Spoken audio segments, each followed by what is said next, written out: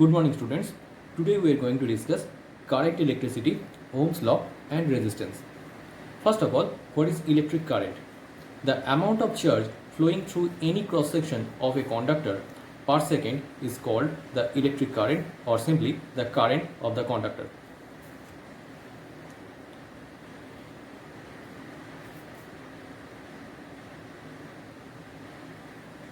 If Q amount of charge is flowing through any cross section of the conductor in t second time, then the current of the conductor will be I is equal to Q by T. Therefore, Q or the charge is equal to I into T or the current into time. Similarly, if we consider the calculus form, then if dq amount of charge is flowing through any cross section of a conductor in a very small time dt, then in calculus notation the current of the conductor will be I is equal to dq dt.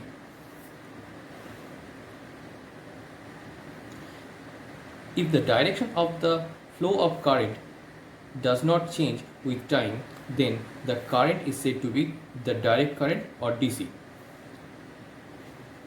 Now, if the magnitude of the direct current does not change with time, or in other words, it becomes constant, then the current is said to be the steady current. Now, what is free electron?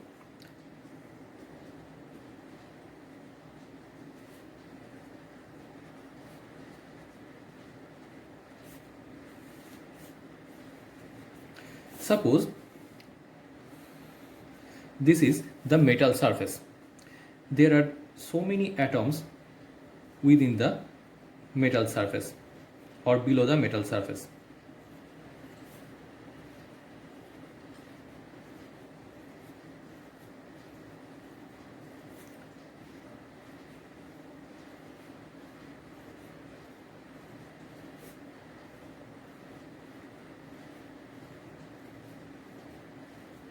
Like this. Suppose there are an electron within the metal surface. Actually, the electron of the outermost shell or the valence electron is almost free to move within the metal surface. This is because suppose there is an electron. Okay. Therefore, the electron will experience a force by this atom, also a similar force by this atom, also a similar force by this atom, and a similar force by this atom.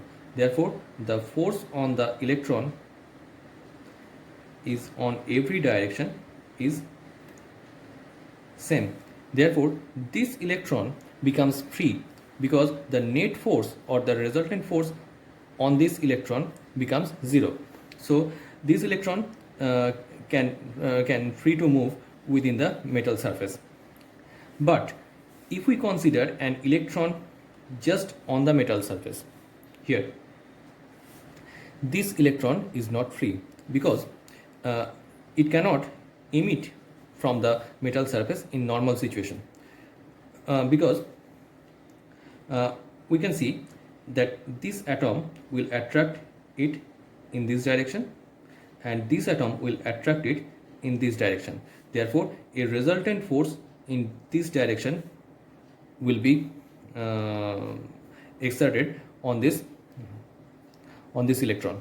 So this electron cannot emit from the metal surface in normal situation.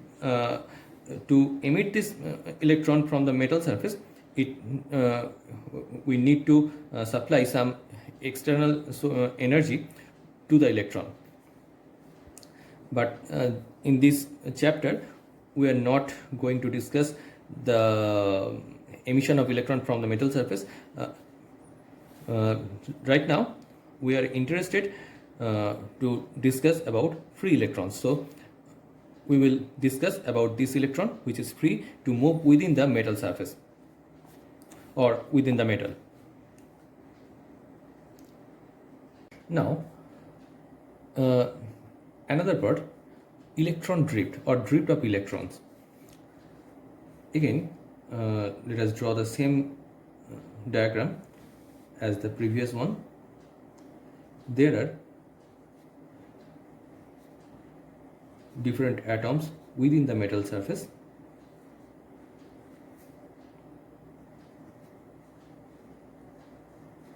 Like this.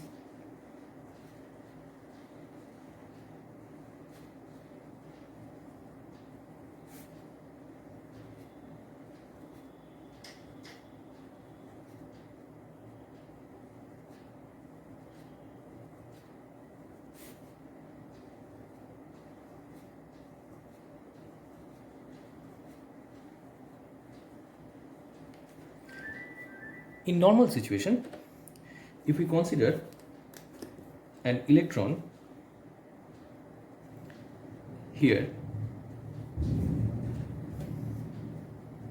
then the electron now if we apply a potential difference across the two ends of the conductor, the electrons will experience an electric field, and due to this electric field the electron will start to move from lower potential end to the higher potential end.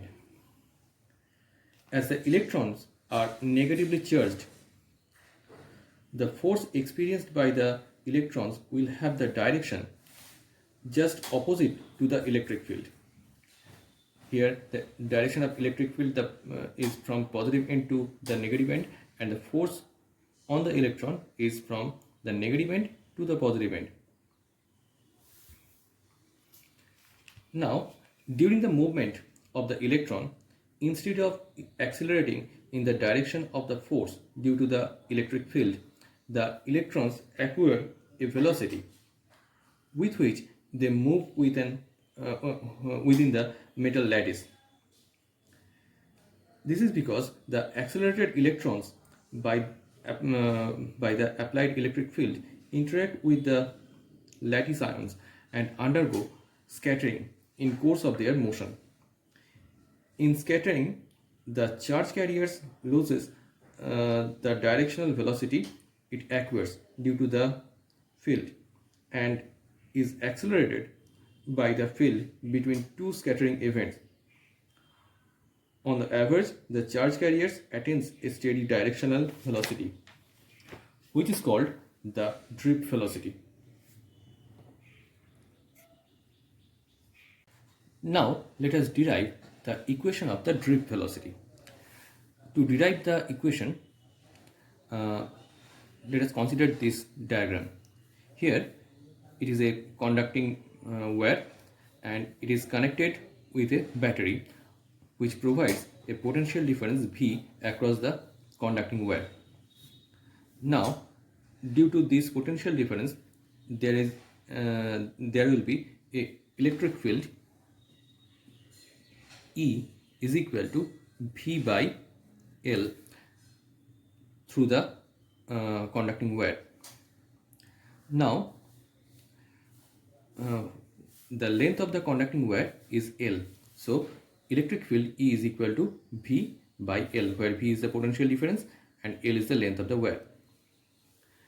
Therefore, the force on the electron E, the force on the electron of charge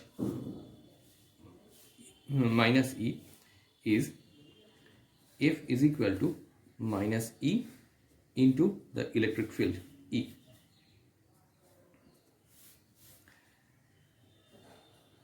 Therefore, the acceleration of the electron due to the force will be A is equal to F by m star, where m star is the effective mass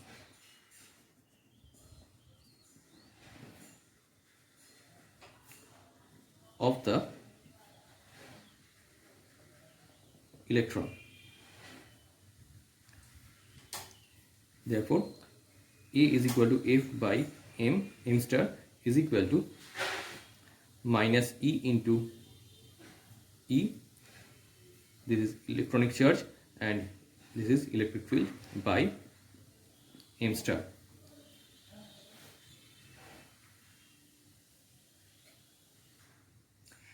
During the motion of the electron within the metallic wire, the electron interacts with the other positive ions in the metal, and there will occur a scattering effect and it loses its energy. Therefore, the collision between the average time between two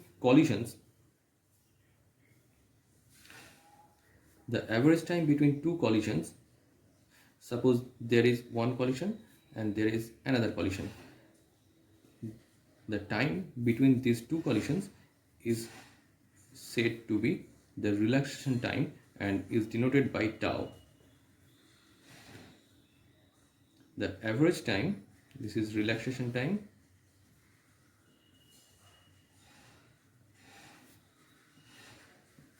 which is the average time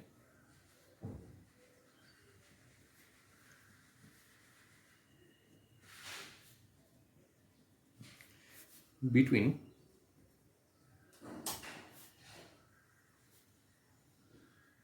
two collisions.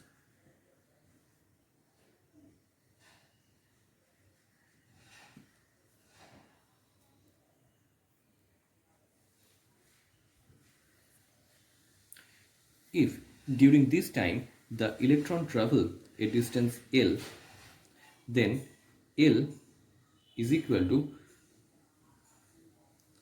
0 into tau, where 0 is the initial velocity of the electron plus half A into tau square. This is from S is equal to ut plus half at square equation. Now L is equal to half, the equation of A is here minus E into capital E by M star.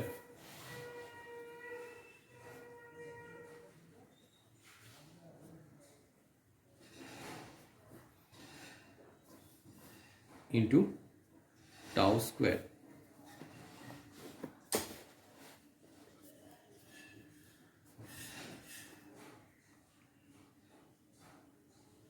Therefore, the drift velocity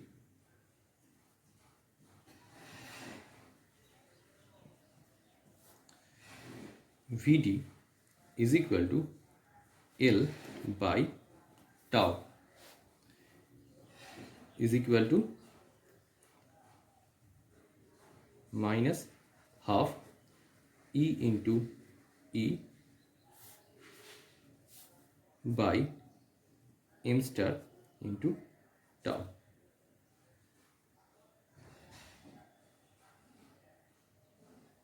Now, the relation between the drift velocity and the electric current.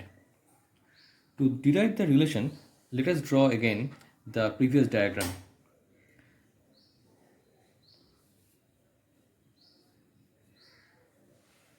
Suppose this is a conducting wire which is connected to a battery which provides a potential difference V across the conducting wire. This is the positive terminal, this is negative. It provides a potential difference across the conducting wire. The cross-sectional area of the conducting wire is A. Now, the length of the wire is, say, L. As we have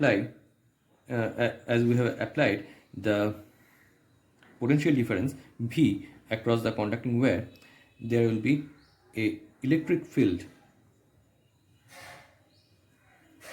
E from the positive terminal to the negative terminal. The expression for the electric field E is equal to V by L.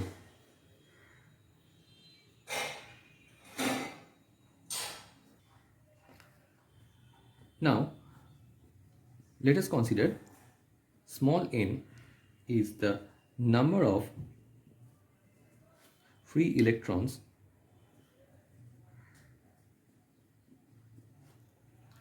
per unit volume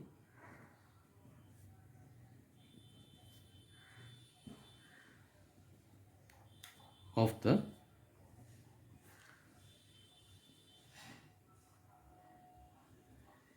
conductor or the conducting wire.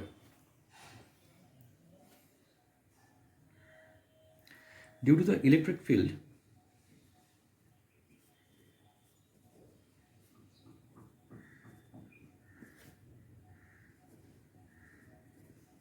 E, each free electron will gain a drift velocity Vd.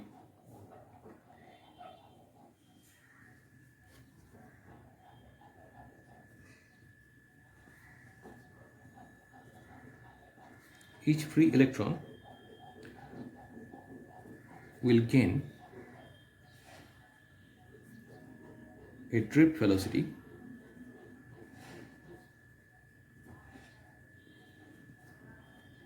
Vd.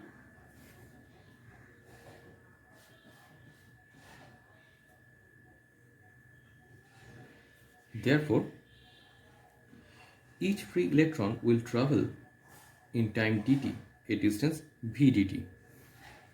Therefore, each free electron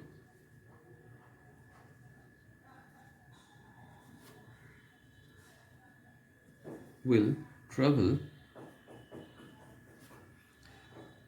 in time dt a distance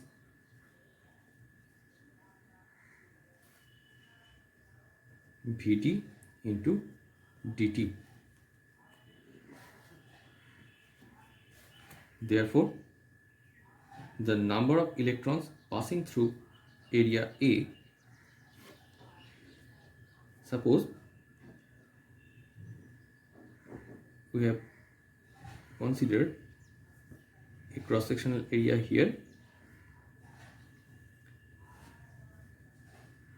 Therefore, the number of electrons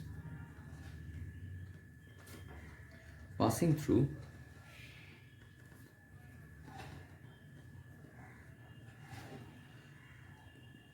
area A of the conductor in time dt is equal to number of electrons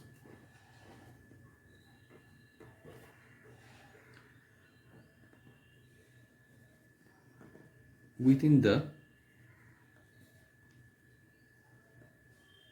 volume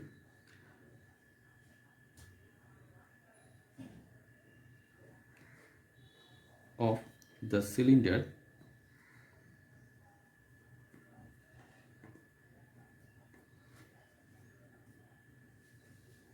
of length vdt and cross-sectional area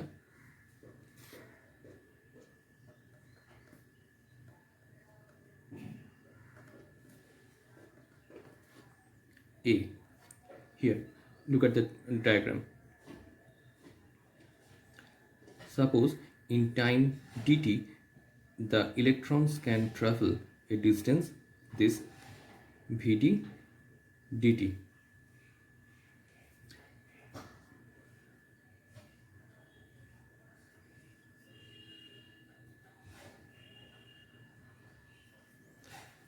And within this cylinder, the number of electrons is n into A into Vd into dt. This is the volume of the cylinder of cross-sectional area A and length Vd dt.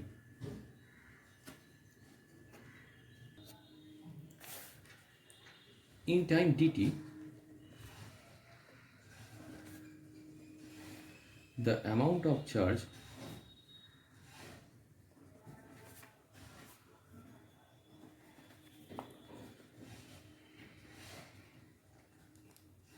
flowing through the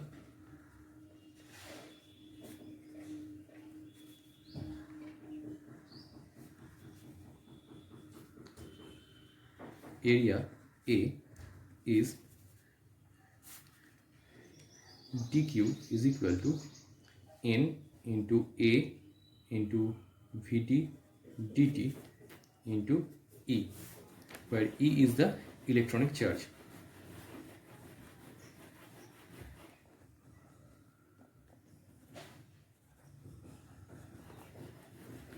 Therefore, the electric current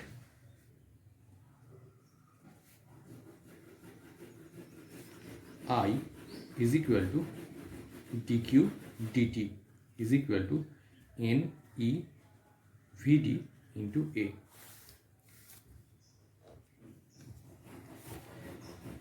This is the expression for the electric current of the conductor. And from this relation, we can write electric current is proportional to the drift velocity of the electron or the charge carriers.